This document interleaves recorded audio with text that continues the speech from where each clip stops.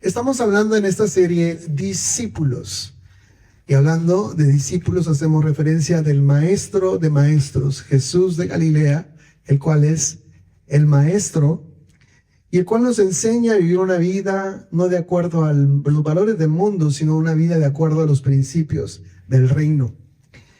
Y hablando acerca de lo que significa ser un discípulo, que es un estudiante o ser un aprendiz, tenemos que tener en cuenta que ser discípulo es constantemente estar aprendiendo y aprendiendo de nuestro maestro. Y como discípulos tenemos también tareas y comisiones y responsabilidades. Con los que están en la escuela, los que estuvimos en la escuela, sabemos que nos dejan proyectos, tareas, pues Jesús nos dejó una tarea. Y la tarea es una tarea que no es fácil, es una tarea que es ardua y es un compromiso de toda la vida. Vamos a estar viendo acá 3 puntos importantes acerca de la encomienda que Jesús nos da. Y antes de entrar a la enseñanza, me recordaba porque hace unos días estábamos con mi esposa y los niños nos llevamos a jugar a un lugar. Y resulta que la escuela donde estoy trabajando ahora es una escuela privada y tiene becas. Entonces, hemos tenido familias que han ido y les han dado becas hasta de tres niños. Y la última fue una beca más de $40,000, todo pagado. Entonces, me quedan algunos espacios y me acuerdo que tenía unas tarjetas y le dije a mi esposa, pues voy a decirle a algunos papás aquí en este lugar si quieren llevar a sus hijos a una escuela privada. Y me acuerdo que me acerqué a una señora y le dije, ni siquiera había comenzado a hablar. Y la señora me dijo, nada que tenga que decirme me es de interés. Y cuando me dijo esas palabras, pues mi intención era únicamente ayudar. Era traer, pues como director de la escuela, tengo estas becas y puedo ser un puente de beneficio para sus vidas. Y el Señor me hablaba y me decía, ese es rechazo a un mensaje terrenal. Pero gente va a ir al infierno. Gente va a perder la oportunidad de entrar al cielo por rechazar el mensaje de Jesús. Entonces, si rechazan algo tan básico como es un beneficio temporal, ¿cuánto más rechazar? ¿Qué tan grave es rechazar el mensaje de la salvación? Bueno, vamos a entrar entonces a la tarea que le dan a los discípulos, ¿sí? No es una tarea fácil. Yo quiero transmitir a ustedes 3 puntos importantes en estos minutos que tengo. El primer punto es la identidad del discípulo. Para esto, vamos a leer Juan, capítulo 10, versículo del 1 al 10, para entrar al estudio del día de hoy. Dice así: Después el Señor escogió a otros 72 discípulos y los envió de 2 en 2 delante de él a todas las ciudades y lugares que tenía pensado visitar. Les dio las siguientes instrucciones: La cosecha es grande, pero los obreros son pocos. Así que número 1, oren al Señor que está a cargo de la cosecha. Pídanle que envíe obreros a sus campos. Esa es la primera encomienda. Ahora vayan y recuerden que los envío como ovejas en medio de lobos. ¿Por qué tiene que ver esto con la identidad? Número 1, les pide, oren para que Dios envíe obreros. A veces confundimos la oración y decimos, Señor, envía ovejas. Esa no es la oración. La oración es envía obreros. El Señor no va a enviar ovejas hasta que haya obreros que cuiden a las ovejas. Entonces nuestra oración como discípulos es no que vengan más ovejas, sino envía obreros a tu obra. La segunda es, les da una advertencia y les dice, los envío en medio de lobos. Ustedes son como ovejas en medio de lobos. ¿Y por qué dice esto? Bueno, ellos van a tocar puertas de personas, por eso les decía del rechazo que me dieron a mí, de decirle, no me interesa el producto que tiene, porque la tarea que tenían tus discípulos no era fácil. ¿Por qué? Déjenme explicarle. Ellos estaban a punto de ir a anunciar un mensaje a una audiencia muy difícil. ¿Por qué difícil? El pueblo judío tenía a los héroes proféticos enumerados y señalados con detalles. El pueblo judío hablaba, por ejemplo, de Moisés. Moisés es de nuestro linaje. Moisés abrió el mar rojo. Moisés. Hablaban de Moisés.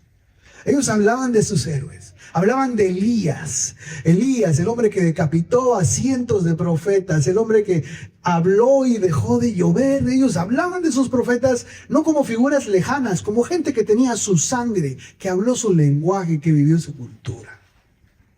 Ellos hablaban de Eliseo, de igual manera, profetas de renombre. Pero para complicar más las cosas, en el tiempo de los discípulos y de Jesús, había un profeta tan grande como Elías, que todo el pueblo de Israel lo reconocía como un profeta auténtico. Y estamos hablando, señoras y señores, nada más y nada menos que ¿de quién? Juan el Bautista. Juan el Bautista, no había duda que era un hombre respetado. Dice que venían de todas las regiones. Algunos comentarios bíblicos que estaba leyendo no eran cientos, a veces eran miles de personas las que viajaban a ver a este hombre profeta, porque se vestía como los profetas. Él no usaba corbata, saco, no, se vestía con piel de camello. Y no comía la comida de los judíos, no. Él tenía una dieta específica. ¿Qué era? ¿Miel y qué? ¿No se acuerdan? Langostas y miel. ¿Qué duda había de que ese hombre era fuera de serie? No solo eso, vivía en el desierto. O sea, Juan el Bautista, en verdad, era un hombre tan importante como los profetas que habían vivido antes en Israel. Entonces, en ese mismo tiempo surge Jesús, que comienza a hacer muchos milagros. Y la fama de Jesús comienza a expandirse por todas las regiones. Entonces, los discípulos están a punto de ir a dar un mensaje a una audiencia que respeta a los profetas como Moisés, Eliseo, Elías, que respeta a Juan el Bautista y que comenzaba a tener cierto respeto por Jesús. Pero ¿quiénes eran estos pescadores?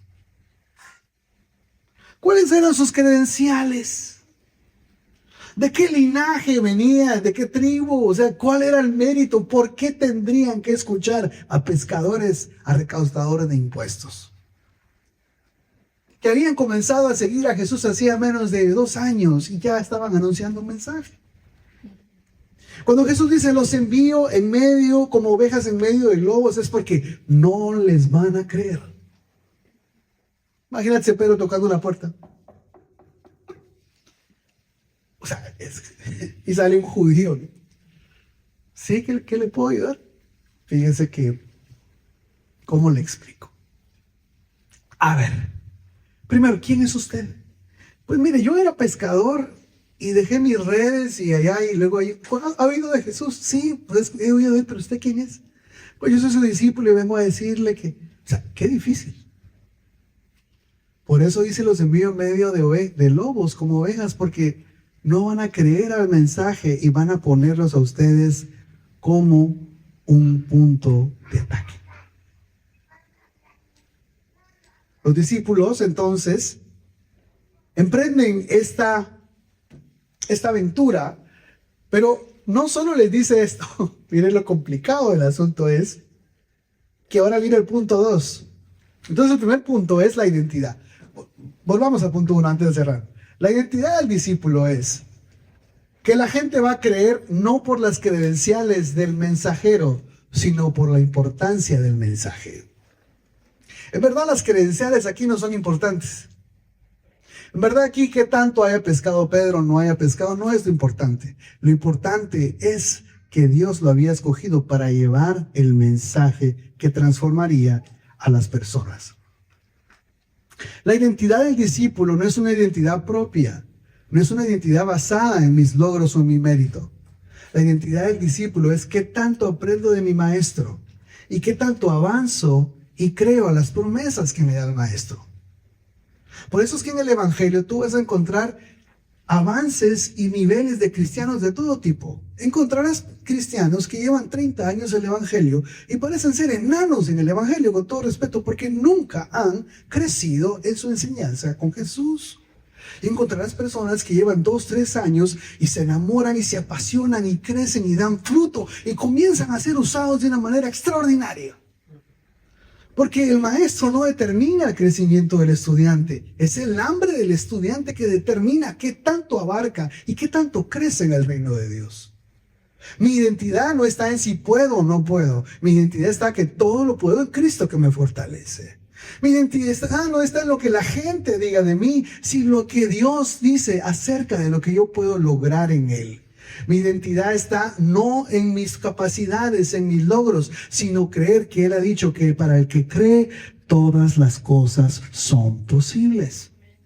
Entonces tu identidad y mi identidad como discípulo es un aprendizaje constante de lo que Jesús nos promete a través de su palabra y a través de lo que nos habla por medio de su Espíritu Santo. El reto era grande. Ahora viene el segundo punto. El discípulo, la dependencia del discípulo. Porque no solo los va a enviar a una audiencia muy difícil y muy exigente, sino que Jesús va a agregar que dependan totalmente de Él. Miren lo que dice ahí siempre, leyendo en el versículo, Juan capítulo 10, versículo 4. Ahora Jesús agrega lo siguiente. Esta prueba está difícil, porque les dice, no lleven con ustedes nada de dinero. El de ella se complicó. ¿Cómo que nada de dinero? Me estás diciendo, o sea, me estás diciendo que va con personas que creen en Moisés y todos estos profetas y que ahora me van a comparar con un gigante que es Juan el Bautista y que no lleve plata. No lleven dinero. Segundo, no lleven ni siquiera una mochila, ni siquiera un bolsillo, ni siquiera equipaje, nada de eso. Y especifica, ni siquiera un par de guaraches, diría ahí al día de hoy, un par de sandalias. Nada. Lo que sigue es igual de importante. No se detengan a hablar con nadie en el camino. Esta es dependencia total. ¿Qué iban a comer? ¿Dónde iban a dormir?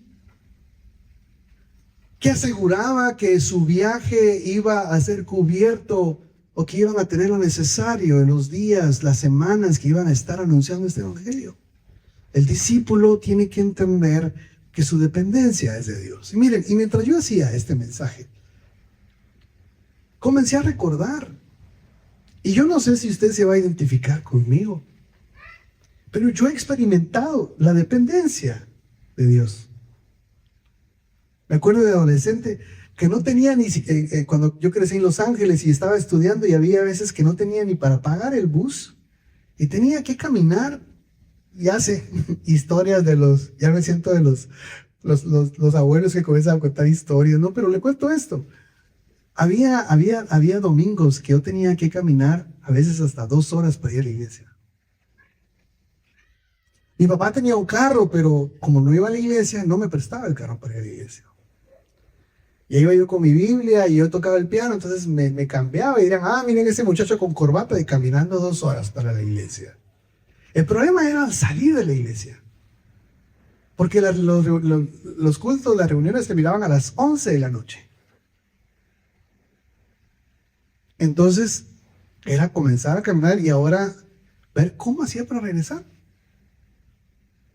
Gracias a Dios, nunca me tocó regresarme solo. Conocí, ¿dónde vives? Aquí, yo te llevo. Entonces comenzó la hermandad de Cristo, pero hubo momentos donde yo le puedo decir que yo entendí lo que es la dependencia de Dios.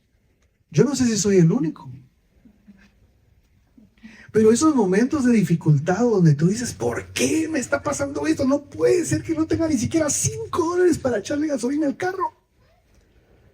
Pero ¿cómo es posible que no tengo ni siquiera para cubrir esto? Quiero decirte que detrás de esto hay una enseñanza que es: aprende a depender de Dios. En la vida cristiana, por lo menos en lo que he vivido desde niño hasta el día de hoy, he conocido, como dice el apóstol Pablo, en lo que es tener y a veces no tener nada. Pero en esos momentos no es para que nos quejemos delante de Dios, sino para que digamos, Señor, tú proveerás, yo sigo caminando. Amén. Nuestra fe no puede depender de cuánto tengamos en el bolsillo o cuánto tengamos en la cuenta de banco, porque cuando Dios nos escogió y cuando Dios nos amó, no teníamos ni éramos nada. Me gusta repetir esa frase. No hay nada que tú puedas hacer para que Dios te ame más. Dios te amó cuando no valías nada. Lo mismo aplica a todos nosotros. Los discípulos no hacen nada y si tenían algo de dinero tenían que obedecer, tuvieron que dejarlo todo para emprender la encomienda que Dios les había puesto delante de ellos. Y hoy, hasta el día de hoy podemos testificar cómo estamos en este lugar. Pues las matemáticas no cuadran de dónde sale, pero Dios provee. ¿Cómo vamos a entrar al otro lugar? Es como que si Dios dijera, vayan, caminen, pero ¿y del dinero? Yo proveeré en el camino. Pero y los guaraches y las Dios proveerá en el camino. Vamos a entrar. Dios, miren, ¿cuánto tiempo llevamos acá? Aquí en este edificio, 1 año o 2 meses. 1 año y 2 meses. ¿Cómo Dios ha provisto para cubrir lo que hay que cubrir? A Él únicamente es la gloria.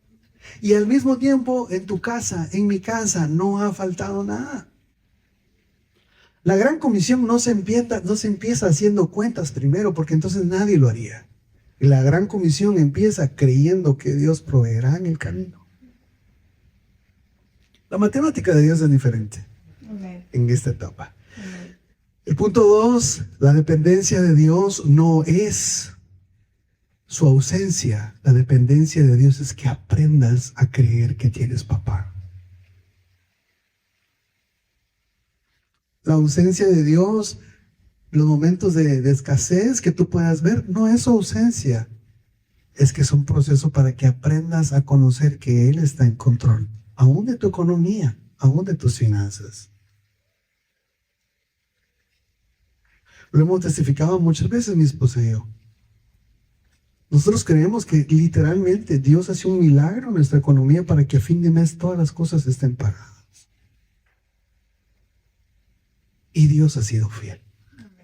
Y Dios seguirá siendo fiel. Porque los discípulos aprenden a depender de Él.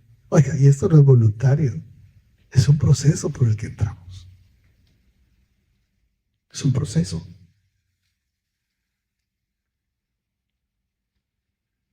El tercer punto, la mayordomía.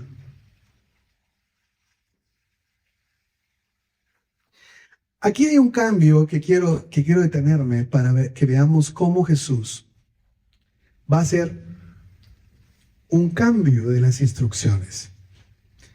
Los discípulos regresan de esa misión de llevar el mensaje y cuando regresan están muy contentos. Y avanza el tiempo y vamos a acercarnos ahora cuando Jesús tiene la última cena con sus discípulos. Pero en la última cena, Jesús va a cambiar las instrucciones. Ya no es una instrucción es todo lo contrario. Miren qué interesante. Lea conmigo Lucas 22:35. Y Jesús dice lo siguiente. No, vámonos atrás al 35. Lea conmigo. Dice, Jesús está hablando con sus discípulos en la última cena. Está a punto de entrar a ser arrestado, crucificado.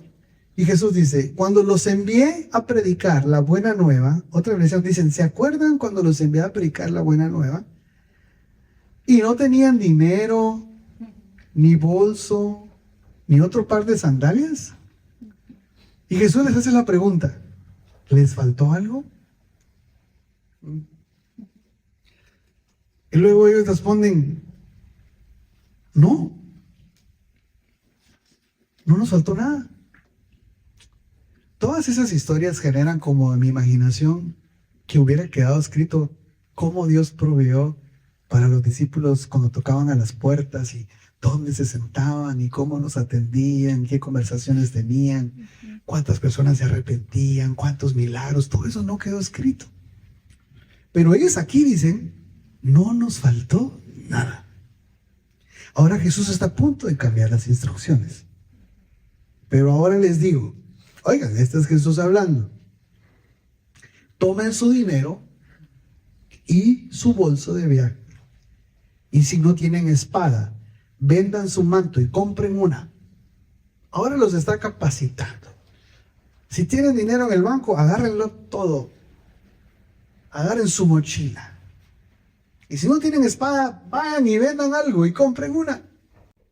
Pues ha llegado el tiempo de que se cumpla la siguiente profecía acerca de mí.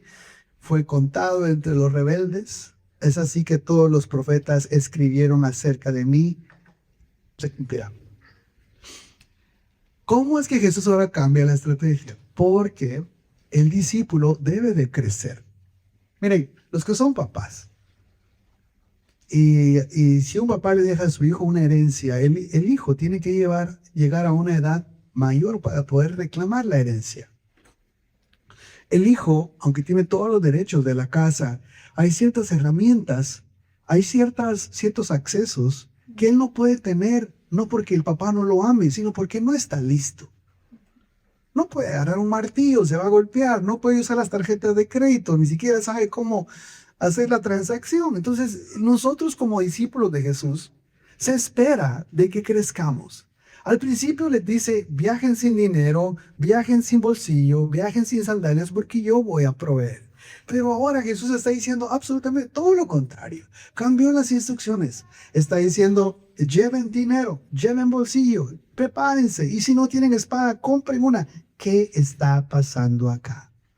Lo que pasa ahora es que Jesús los está poniendo ahora como administradores de los recursos. Ahora ustedes ya no solo van a llegar a un mensaje, ahora ustedes van a tener que ayudar a las personas. Ahora ustedes van a tener que apoyar y bendecir a otros con su dinero. Van a tener ahora que mostrar una actitud de conquista, de valentía y de fuerza, de inspirar a otros. Aunque los rechacen, ahora es constantemente llevar este evangelio. La etapa que nos habla ahora es una etapa en la que tenemos que avanzar y administrar los recursos de Dios.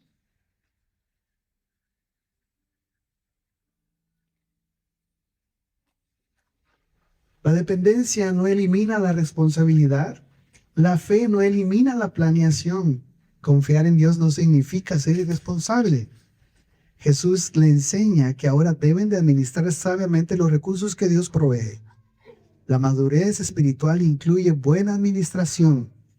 Hoy tú y yo somos llamados a servir, a dar, a administrar, a multiplicar los recursos que Dios ha puesto en nuestras manos. Pero para todo esto hubo un proceso, hubo una enseñanza.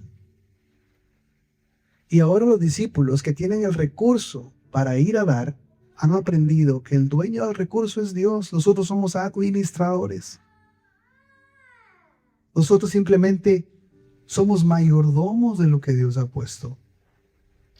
Y Dios quiere que tú y yo podamos ser útiles en sus manos llevando este evangelio.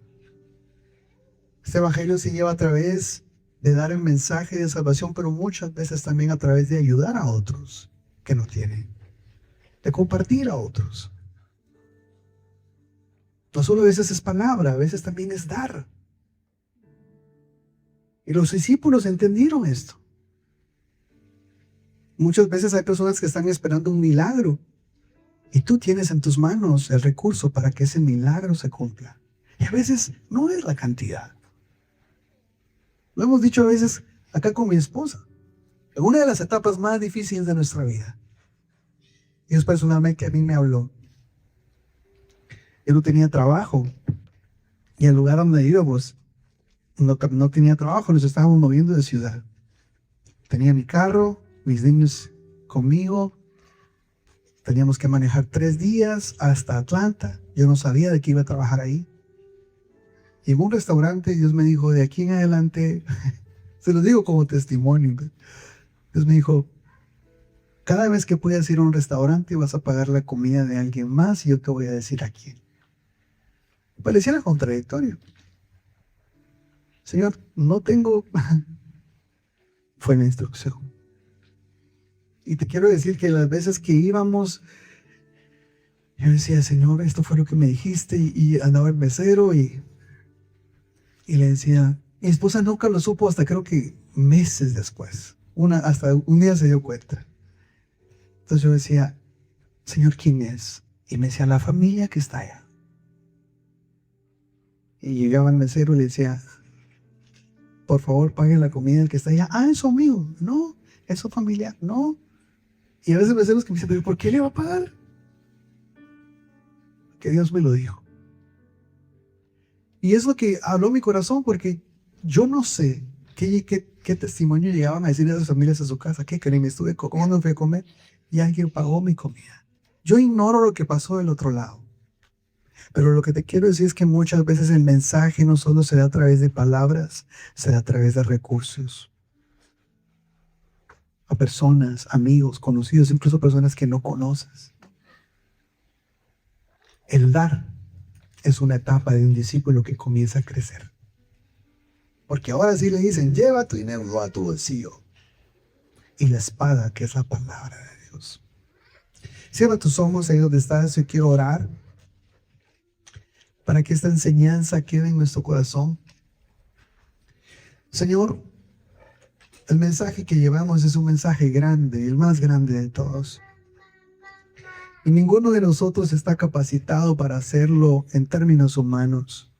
Sin embargo, tú nos escogiste, hombres y mujeres comunes y corrientes, para hacer de nosotros príncipes y reyes y llevar un mensaje no terrenal, sino un mensaje celestial a las personas. Señor, tú nos has llevado por momentos y hemos entendido que hay momentos difíciles en el cual tú has moldeado nuestro carácter, pero también nuestra fe ha crecido. Y hasta el día de hoy podemos decir que nada nos ha hecho falta. Hemos visto tu mano de provisión y milagros en los momentos donde pensábamos que no iba a ser posible. Tú llegaste a tiempo. Gracias. Y ahora, Señor, hay una etapa en la cual tú nos dices que llevemos de esos recursos para dar, que llevemos de esos recursos para bendecir a otros. Yo te pido que el corazón de cada uno de los que estamos en este lugar podamos caminar a esta etapa. La etapa de mayordomía. La etapa de administrar los recursos del reino. Tú das semilla de que siembra. Señor, que podamos constantemente dar a los demás. Pon en nuestro corazón y en nuestra mente la persona indicada para que podamos traer tu mensaje de amor y salvación. No solo a través de palabras, sino a través de dar. Que podamos bendecir a nuestro prójimo, a nuestros hermanos, amigos, personas que tú pones en nuestro camino. En el nombre de Jesús te damos gracias. Amén.